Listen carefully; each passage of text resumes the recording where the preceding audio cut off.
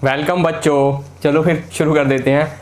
देखो बच्चों, इसकी जो मैथमेटिकल डेरिवेशन है सबको पता है, अगर शायद पहले पढ़ चुके हो तो ज़्यादा से ज़्यादा 1.5 मिनट 2 मिनट की हार्डली बता, ज़्यादा बड़ी है नहीं वो, लेकिन इसका कॉन्सेप्ट ये कैसे हुआ क्यों हुआ ये समझना बहुत ज़रूरी है।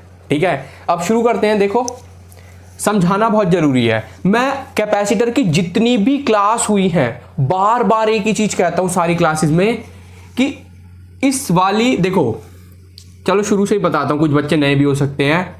ये प्लेट है, इस पर चार्ज है प्लस क्यू, ये प्लेट है, इस पर चार्ज है माइनस क्यू। मेरे को इस प्लेट से चार्ज को उठाकर इस प्लेट पर लेकर जाना है, कुछ ना कुछ वर्क डन तो लगेगा, और वही वर्क डन जो कि आप कह सकते हो पावर सप्लाई, मतलब कि बैटरी ने जो किया है वो कैपेसिटर के अंदर एनर्जी स्टोर कह दो या फिर पोटेंशियल एनर्जी भी लिखा आता है। देखो, स्टोर्ड एनर्जी को ही पोटेंशियल एनर्जी बोलते हैं, तो वो वर्क डन पोटेंशियल एनर्जी की फॉर्म में स्टोर हो जाएगा inside the capacitor. Uses of capacitor क्या होते हैं ये सब जानना है। एक काम करूं, डिस्क्रिप्शन में क्लास नहीं है वो लिखा हुआ है मेरा, तो वो मैं डाल दूंगा, चिंता मत करना बिल्कुल भी। अब सर देखो, थोड़ा बहुत मैंने फिर भी बच्चों के लिए लिख दिया है, प्यारे प्यारे बच्चे हैं क्योंकि ये capacitance of the capacitor, area of each plate. अब और आगे बढ़ाते हैं क्लास को। देखो बच्चे, अब ये जो प्लस क्यू चार्ज है आप बचपन से, मतलब कि 1 महीने पहले से पढ़ते हुए आ रहे हो, Q equal to n e. तो सर सिंपल सी बात है, एक बारी में तो ये पूरा चार्ज आया नहीं होगा, थोड़ा थोड़ा करके आया होगा। लेकिन उससे पहले ना बच्चे, वी वगैरह में ना एक कॉन्सेप्ट है छोटा सा, 99.9% बच्चे उसको नहीं समझते।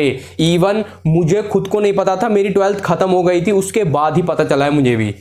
देखो, क्योंकि मैथमेटिकल डेरिवेशन में इतना वो क्लियर हो ही नहीं पाता कभी भी। मैं आपको समझाता हूं भाई। देखो, यहां पे ना 10 कूलाम्ब का चार्ज था और इधर माइनस का 10 कूलाम्ब था। ठीक, अब सर मैंने ना यहां से यहां पे शिफ्ट कर दिया। देखो, प्लस का 3 कूलाम्ब, 10 कूलाम्ब, ठीक है। अब यहां बचा कितना, यहां बचेगा ये, यहां कितना बचेगा सबको पता है सर, -10 प्लस का 3 माइनस का 7 कूलाम्ब, ये बच गया। तो सर लेने देने के बाद, शिफ्टिंग के बाद, लेना देना नहीं क्योंकि ये सिर्फ ले रहा है, दे नहीं रहा चार्ज को। चार्ज शिफ्टिंग के बाद तब भी दोनों में आप कह सकते हो चार्ज का नेचर अपोजिट है, मैग्नीट्यूड इक्वल है, बिल्कुल, ये समझना बहुत जरूरी है। लेकिन सर देखो, मैं कह रहा हूं इन दोनों के बीच में, प्लस का 10 और माइनस का 10, इन दोनों के बीच में जो पोटेंशियल डिफरेंस था, लेट से वो था V, तो इन दोनों के बीच में जो पोटेंशियल डिफरेंस होगा वो V नहीं होगा। यही समझाना था बच्चे मेरे को। हो सकता है वो कुछ अलग हो, V डैश हो, मानते हो? तो ये V और V डैश में ही बच्चे, क्योंकि सच बताऊं मेरे को भी नहीं पता था ये सब, मेरी 12th खत्म हो गई उसके बाद ही पता चला है मेरे को इतना डीप में। जब कॉलेज में भी काफी कुछ पढ़ने को मिलता है तो सब समझ में आ जाता है धीरे धीरे धीरे धीरे एज द टाइम ग्रोज। अब देखो बच्चे, अब वो जो प्लस का 7 और माइनस का 7 था उसके पीछे भी एक कहानी है जो मैं अब बताने जा रहा हूं। सिंपल सी बात है, चार्ज शिफ्टिंग के दौरान भाई ये जो प्लेट है इस पर चार्ज बच गया प्लस का क्यू, जैसे वो प्लस का 7 था, भाई मेरे को नहीं पता मैंने कितना चार्ज शिफ्ट कर दिया है, मैं कह रहा हूं बच गया प्लस का क्यू, तो इधर बचेगा माइनस का क्यू। और इसी टाइम पर इन दोनों के बीच में, बेटे बस मैं लाइन बना रहा हूं, ये लेंथ को नहीं, बस पोटेंशियल डिफरेंस बता रहा हूं, लेट से कितनी थी, V थी इस टाइम पर, और इनिशियल जो पोटेंशियल डिफरेंस थी, इनिशियल मतलब जो होनी चाहिए इन दोनों के बीच में, वो थी V0। ठीक, तो सर V थी। अब आप याद करो, अगर मैं इसमें से ना एक छोटा सा चार्ज dq, बहुत छोटा सा चार्ज प्लस का dq उठा के इस प्लेट पर पटका बेटा वो मजाक की बात है, तुम दिल की बातें समझा करो। तो सर देखो, ये छोटे से चार्ज को इधर से इधर लाने में थोड़ा सा वर्क डन लगा होगा, बहुत थोड़ा सा dw, और सबको पता है बच्चे, देखो dw बाई dq होता है हमारा क्या, V। अगेन तो मैं डायरेक्ट भी तो लिख सकता हूं V डॉट dq। और जिसको नहीं पता, देखो बच्चे, ये होती है work done per unit charge. चलो सर, अब आपने बताया था जितना हमने टोटल वर्क डन कराया ना सारे के सारे चार्ज को लाने पर, वही तो पोटेंशियल एनर्जी स्टोर हो जाएगी कैपेसिटर में। लेकिन सर आप याद करो, law of capacitance Q is equal to C V. अब कई बच्चों के दिमाग में ना कुछ आता है, वो कहते हैं सर सी चेंज नहीं हो सकता, capacitance is constant for a capacitor. और याद करो सी का फॉर्मूला होता है epsilon naught A by D. Again constant area, भैया मैंने कैपेसिटर को तोड़ फोड़ के चेंज थोड़ी करा है, कांस्टेंट ना मैंने तोड़ फोड़ के इसको कुछ छेड़ा, कांस्टेंट, तो कैपेसिटेंस कांस्टेंट होगी। मैं डीप में समझाना चाहता हूं हमेशा बच्चों को। तो sir V is equal to तो Q बाई सी होगा, मानते हो ना भाई, Q बाई सी। तो मैं यहां लिख देता हूं जो स्मॉल वर्क डन है वो बराबर होगा सर Q बाय सी, सी अगेन कांस्टेंट है। अब सर टोटल वर्क डन देखो कितना हो सकता है, कम से कम वर्क डन कितना कर सकते हैं भाई, कम से कम वर्क डन 0, छेड़ा ही नहीं हमने। ज्यादा से ज्यादा, अब मैं कह रहा हूं ज्यादा से ज्यादा हमने जो वर्क डन करा इसका नाम दे देते हैं W फिलहाल। अब ये बात बताओ सर आप, कम से कम कितना चार्ज शिफ्ट करा होगा, 0, छेड़ो ही मत इसको।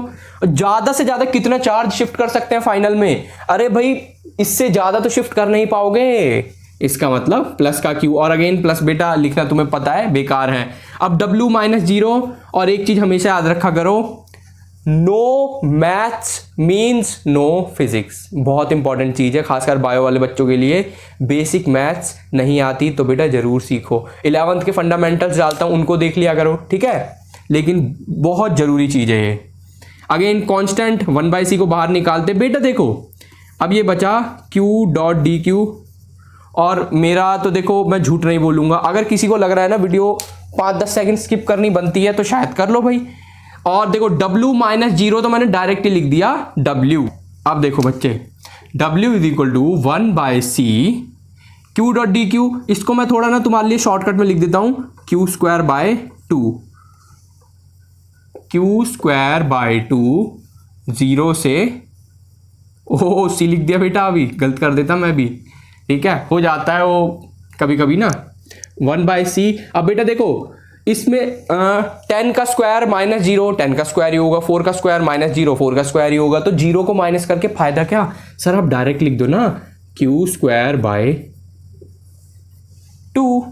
इतना समझ में आया? देखो ये खैर इतना तुम समझदार बच्चे हो तो Q स्क्वायर बाय 2 समझ जाओगे। और बोर्ड छोटा है बेटा, देखो मैं प्लानिंग कर रहा हूं बोर्ड को बड़ा करने की, कमेंट करके बताओ तुम इससे खुश हो या तुम्हें बड़ा चाहिए, ठीक। अब सर डायरेक्ट लिख दो आप, छोड़ो टाइम वेस्ट मत करो, Q स्क्वायर बाय 2c। अब यही वर्क डन तो एनर्जी की फॉर्म में स्टोर हुआ है, ये वर्क डन किसने करा, बैटरी ने करा। अगेन मैंने पिछली क्लास में बोला था AC/DC वो मुद्दे को कभी और उठाएंगे। तो वर्क डन जो हमारी पावर सप्लाई ने करा ये स्टोर हो गया, तो आप कह सकते हो ये जो एनर्जी स्टोर हुई है ये है Q स्क्वायर बाय 2c। और कई बच्चे कहते हैं सर नहीं इतने में मजा नहीं आ रहा, तो मजा भी दिलाया जाएगा। वो कैसे sir, Q is equal to CV होता है, तो CV का होल स्क्वायर कर दो। और एक चीज मुझसे भी गलत हो गई, बताओ क्या, पता है क्या, CV। अब बच्चे इसको V समझ लेंगे, यही तो मैं नहीं समझ पाया था 12th में, तो इसका नाम दे दो V0। हाँ अरे मैंने V0 ही बोला था तुमसे, तो बहुत अच्छी बात है, V0 का स्क्वायर बाय 2c। पता है इन दोनों का स्क्वायर होगा तो एक c कैंसिल हो जाएगा, तो ये बन जाएगा बच्चे देखो half CV square, I mean V0 का स्क्वायर। लेकिन अभी भागना बिल्कुल नहीं है, एनर्जी डेंसिटी भी तैयार है। और सर के मुंह पे पसीना बुरा लग रहा है, तो एक काम करते हैं सर, साफ कर लेते हैं। हाँ चलो जी, देखो बेटा तुम्हें पता है हमें पता है मेहनत तो लगती है गर्मी में काम करने में, क्यों भाई। अब सर देखो एनर्जी, मैं मुंह से बोल देता हूं, energy density of a capacitor, वैसे energy density of electric field भी बोल सकते हो आप उसको, क्योंकि कैपेसिटर के अंदर इलेक्ट्रिक फील्ड ही होता है, ठीक है। Energy density of a capacitor होती है energy stored per unit volume, ठीक है। चलो मैं लिख ही देता हूं, energy density of a capacitor, energy stored जो कि ये रही पर यूनिट वॉल्यूम। अब कैपेसिटर की वॉल्यूम कितनी होगी सर, देखो वॉल्यूम हम मैथ्स में पढ़ चुके हैं, area into height, area into length, जो भी आप बोलना चाहो। अब आप ये देखो ना सर, कुछ है मेरे पे, अरे AC का रिमोट है, चलो ये देखो भाई, ये प्लेट एरिया ये रहा, ये प्लेट एरिया ये रहा, और बीच में जो थिकनेस है ये है डी, यहाँ दिख रही है। तो मैं क्या करूँगा, एरिया इंटू ये जो थिकनेस है डी, तो पूरी पूरी वॉल्यूम आ जाएगी ना इसकी, बस यही समझाना था। तो सर एनर्जी डेंसिटी मैं इसको ई रो से डिनोट कर रहा हूँ, रो क्या, क्योंकि मतलब डेंसिटी होता है। Again energy store per unit volume, ये तो है store volume area into thickness. बोलोगे सर आप इतना गंदा काम कर रहे हो ना, क्या ऐसे करोगे? नहीं। अब अगेन याद करो सर, अभी अभी आपने बताया भी था epsilon naught A by D ये, और v के बारे में अगेन मैं बहुत बार जिक्र कर चुका हूं। याद करो सर, आपने ना कुछ ऐसे हमें बताया था, electric field potential difference per unit length. अब ये देखो, इन दोनों प्लेट के बीच में पोटेंशियल डिफरेंस v नॉट और लेंथ d, तो इलेक्ट्रिक फील्ड तो ये होगा, और E is the electric field. तो मेरे को v नॉट निकालनी है, तो जो डिवाइड है इसको मल्टीप्लाई कर देते हैं फिर, तो सर E d, और क्योंकि इसका देखो बेटा स्क्वायर हो रहा है, तो मैं जैसे ही स्क्वायर करूंगा तो ऐसे हो जाएगा। अब आसान हो गया ना तुम्हारे लिए। और भाई बोलोगे सर इस बोर्ड को बड़ा कर ही दो, कमेंट करके बता देना दिल की बातें, तुम क्या सोचते हो भाई बोर्ड के बारे में, या you are fully satisfied. Half C की जगह ये देखो epsilon naught A by D E square D square, ये देखो ये तो बड़े प्यार से कटा, और ए डी। अब बच्चे देखो ये डी एक बचा था, ये कट गया, ए से ये कट गया, और ओ हो सॉरी बच्चे, मैं क्या लिखने वाला था, क्या लिख लिया, ई रो एनर्जी डेंसिटी। तो सर आप बड़े प्यार से लिख दो half epsilon not E square, और एप्सिलॉन नहीं बोलते, वो मेरे को बोलने की आदत है, एप्सिलॉन नॉट, ये जो नीचे छोटा सा जीरो सा आपको दिखता है ना, इसको नॉट बोलते हैं, ठीक है। तो अगेन पढ़ते रहो और देश का नाम रोशन करते रहो।